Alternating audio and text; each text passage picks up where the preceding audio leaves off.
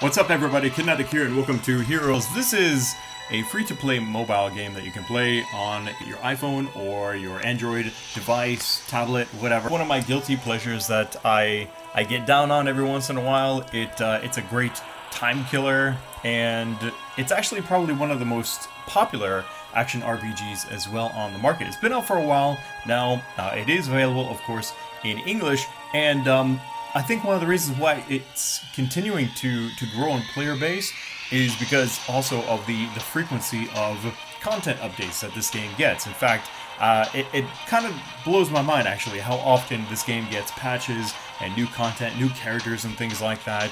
And so what I'm going to do is I'm just going to kind of give you guys my impressions and a quick rundown of like what the gameplay is like, how you can get more deeper and customize your characters and stuff like that, and what fun there is to be had here. So let's just go ahead and we will jump right into a mission. If you've played games like these before, then I think you know what to expect, right? Basically, you have, like you can see up at the top, you have an energy source. In this case, they're called adventure points, I believe. I've got a ton of them, 494, which is crazy. I've got lots of gold. I've got gems to buy stuff like on the shop. Also, what are those? Seraphim feathers, I believe. This is the mission kind of breakdown as far as like what is going to come out of this. So we've got the rewards here. These are the potential rewards that I could draw from the pool, like upon completion of the mission. We've also got some boosters here, like for example gold boosters, item boosters, experience boosters, things like that. All of these boosters, in fact everything that I have in this game is been given to me just by naturally playing the game. You might be wondering very early on, or thinking very early on in this video, if it's a mobile game then maybe it's pay to win, or how pay to win is it? Because let's be honest, like a lot of them really are pretty much borderline, if not full-on pay to win, right? And the way that I look at it, right, like sort of my core feeling is, I mean, I still have yet to go deeper into this game, but my core feeling is like, as long as I don't feel like I'm being treated like some kind of like peasant level player because I'm not paying money, like if I'm still getting a lot of enjoyment out of it and I don't feel like I'm being like blocked in certain areas, I need to pay to unlock this, pay to unlock that or something like that, then I'll just have fun with it. You know, I believe mobile games are just more casual in nature and you should think of them a bit more casually at the same time. But above the boosters that I have to use, it also gives me the mission difficulty. This is going to be very easy. And also, because I've done this mission before, I can actually do an instant completion, which would be no fun for showing off gameplay, right? But you can do that like just as a means of farming missions. Like for example, if I really need like those green boots or something like that as an upgrade, or maybe as fodder for enhancing items, then I can go ahead and just keep burning through these missions maybe. We'll go ahead and we'll jump into this mission and the battle. And I've basically got two modes that you can go through these missions. You can kind of sort of go on autopilot or auto battle. The character will run around automatically for you and he'll auto attack enemies. And if it's an easy mission, like this happens to be, then it'll be no problem. Here you can see he's just running around, and if enemies are slightly out of range, he may like dash as well, which is quite bad to make himself in range like that right there to be able to engage the enemy. Of course, I can turn this off and then use the virtual thumbstick, right? And go ahead and attack. And this is a great way to pay more attention, especially if it's a difficult mission. Just get the hell out of the way of things, or maybe block, or whatever it is that you want to do. You might also notice that while we're on autoplay here, my character won't use any of the skills, but I can activate them if I want to, even while it's going through autoplay. So we're going to do that against this really weird looking boss right here. And he got absolutely destroyed. Yeah, that was easy. Victory! 3 stars. So we got normal XP, and then we got a little bit of bonus XP as well. And I got 2 white boots. Okay, no biggie. So what can we do, like, with gear that we don't need? Well, I'm glad you asked. So we'll go to the equipment tab here. Now, what did I just get? I got some boots, right? So we can click here on the boots that I have equipped. I can click Enhance, and then let's just select... I mean, it doesn't have to be boots, right? By doing that, you can see I'll actually go up a level. So almost actually to level 3 by doing that. And this will just cost those items, which I don't need, and 3k in gold. So we click that, and boom, there we go. So my gear just went up a level. Pretty basic stuff, right? But it's a lot of fun, like especially when you're getting like really powerful gear and you want to like get that super awesome gear like leveled up to make it even more super awesome. Like for example, this epic sword that I have here, it took a lot more whites and like I think a green and a blue to actually just get one level in this bad boy. And of course, by doing that, it also costs a lot more gold, but it's totally worth it, right? Because that would be a higher grade item, you know, made even better. And also, depending on the grade of items that you're sacrificing for enhancement, will also increase the cost of the gold. So I think on the sword I did like 6 whites and it was like 36k or something like that. But then I did like 1 blue on the sword and that was 6k alone just for that one. So there you go. So we've got armor, we've got accessories, we've also got custom pieces that you can get from, for example, the cash shop. I believe you can get them as well without paying money. And we've also got pets. So I've got a manage pet button, and I can change pets if I want to, from my my fox to a pumpkin, which I got from the recent Halloween event. But I think we're good here. That pretty much covers that. Let's go over to the skills section really quick. So here you can see these are the 3 skills that I currently have unlocked for my character, right? And what I can do is, as I level up, I'll earn skill points that I can spend to enhance the skills however I want. Now what I've been tending to do is just going with pure offense, but I can also increase the crit hit chance, the crit hit damage, the reduce the cooldown, things like that. You can also purchase points for purple gems, and these purple gems that I have, that 725, I've gotten those just by playing the game. Again, I haven't put a single dollar into this game, and I really like that. It really has a nice, comforting feeling, like, again, when I'm just trying to have fun, just trying to enjoy the game, right? Don't want to feel like I'm peasant class player, right? And the game is like, okay, well, we know you're not paying anything, but here, have some cool stuff anyway. All these pets, all these boosters and stuff like that, all free that I've got. It's pretty sweet. So it almost invites a sense of, wow, I want to give you money now for, you know, having made a pretty damn good game and also being quite generous about it too, right? It's a good business model, I believe. Let's check this. I believe, yeah, we got some kind of messages. There we go. There's more special rewards for I don't even know what. There's stuff there. Let's go to the chest. So this is like a collection of all the cool consumables that I might have. I've got a weapon extraction ticket. I think I might use that if I can on my other character. We can also go to the card shop. And here's where you can spend a lot of gems or seraphim feathers to get things like the premium weapon card times 10 right there, for example. And basically every time you identify one of those cards, it will give you something like it says from either a rare to up to Immortal, and Immortal is the highest grade item that you can get. So it's kind of a bit of a gambling system there, and of course you can spend real money to get gems, right? For example, to get the gem version. I don't think the seraphim feathers are for sale, but I'd have to go back and check the. Let's go ahead and we'll just check the shop, because there's so many currencies in this game. It actually gets a bit confusing for me. Let's see, some kind of Christmas deal we got going on here. So there's $30. You'll get gems. You'll get cards. You'll get platina, which is another currency. I swear there's too many currencies in this game. So there's adventure points that you can get by spending gems. And again, also the seraphim feathers. The adventure points are used for going on missions. The gems for all sorts of things. There you buy those with cash. You can buy money with gems, which comes from cash. Oh, but again, I don't even...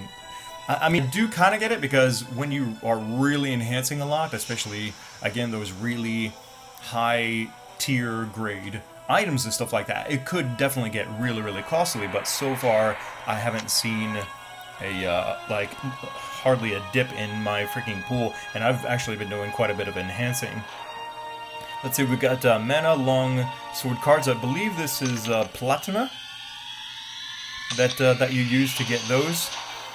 So, I mean, depending on your attitude, you might, again, think this is borderline pay to win, full-on pay to win, I don't even know, but it doesn't feel like a bad pay to win if it is, in fact, pay to win. Alright, so we're back in the saddle here. Let's go over and check out these achievements. As you play the game, you'll fulfill certain kind of achievement requirements, and then you'll get stuff like this. Look at that, there's some free adventure points. I've been getting gems, gold, pretty much everything you can imagine. There's a ton of gems right there to be had. Some cards, more gems, more gold, and there we go. Look, there's weapon cards, there's all kinds of stuff like waiting for me.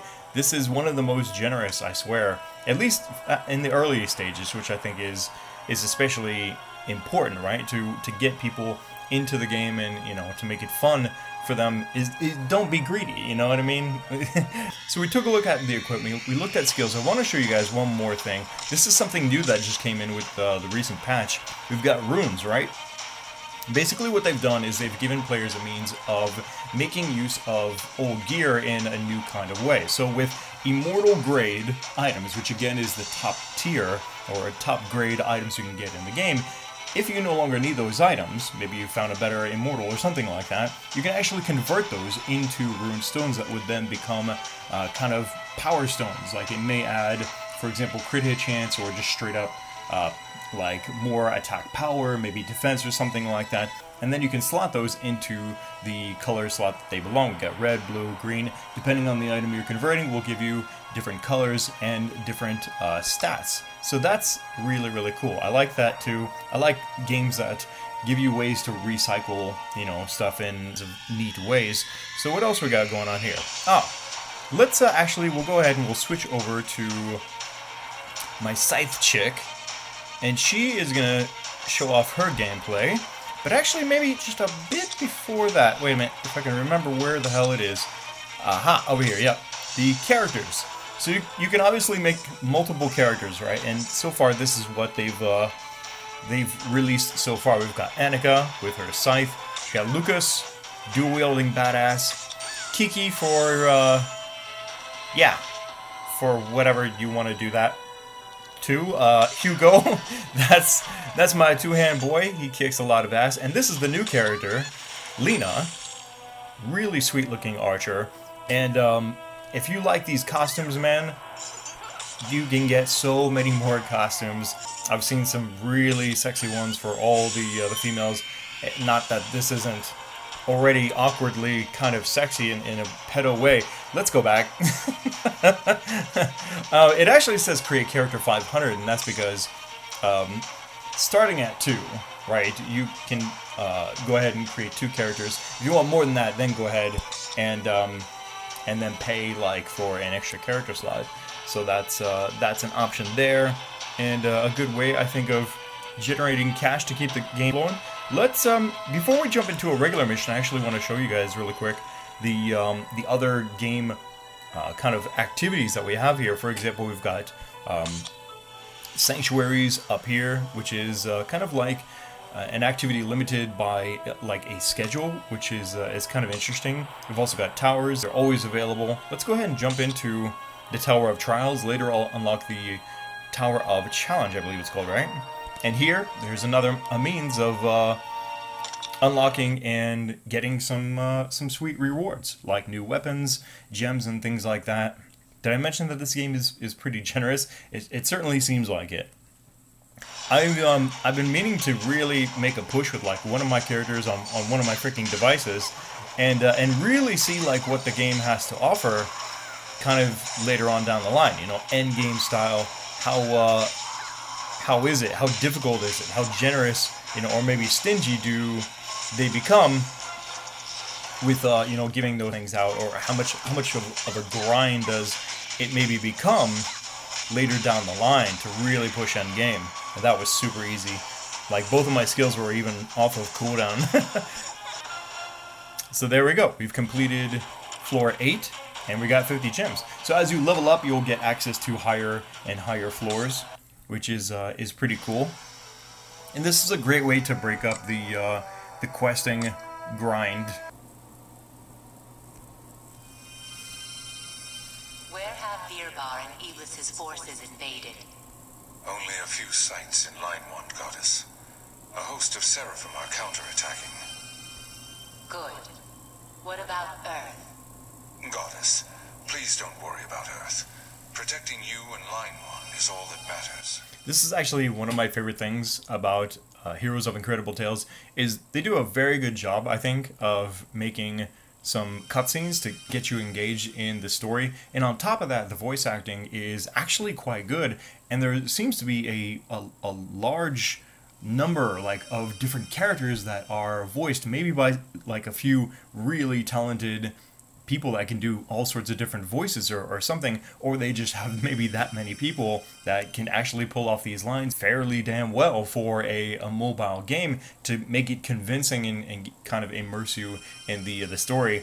And it happens to be one of the more serious cutscenes, but there's like some really just hysterical cutscenes and conversations between certain characters. Like there was recently there was a Star Wars reference. There was another one that was like a play on Mario, Luigi, and rescuing the princess. It was dude, I'm telling you, I was laughing my ass off. One thing is for sure, I mean, this game of course is far from perfect, and the people that are looking for a deeper experience for whatever reason may not find the kind of gameplay that they're looking for necessarily here in Heroes of Incredible Tales, but I think that it strikes a really good balance and finds a sweet middle ground between seriousness and comedy, right? Like casual gameplay and hardcore play.